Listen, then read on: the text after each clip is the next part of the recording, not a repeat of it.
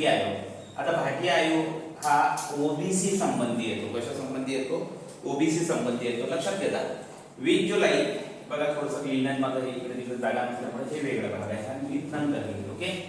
आता बघा 20 जुलै 2020 सर्वोच्च न्यायालयाने जयंतकुमार भाटिया आयोग स्वीकारला होता. कोण स्वीकारला होता? सर्वोच्च न्यायालयाने 20 जुलै. बघा प्रश्न येतात कसे त्या संबंधी आपलं सरळ सरळ एक्झाम ओरिएंटेड आपल्याला विचार करायचा आहे. ओके. 20 जुलै 2020 मध्ये सर्वोच्च न्यायालयाने काय जयंतकुमार भाटिया हा आयोग स्वीकारला होता. बघा याची याचिका दाखल केली होती राहुल वाघ. कोण केली होती याचिका दाखल? राहुल वाघ याचिका दाखल केली होती. कसं? आता आयोग जयंतकुमार भाटिया हा आयोग आहे पण त्याची याचिका टाकावं लागेल ना आपल्याला सर्वोच्च न्यायालयाकडे. तसं काही होणार आहे का?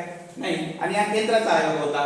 ठीक आहे. तर हे 2021 मध्ये याची याचिका दाखल करण्यात आली होती आणि ओबीसीच्या राजकीय आरक्षणाच्या विरोधात होतं. काय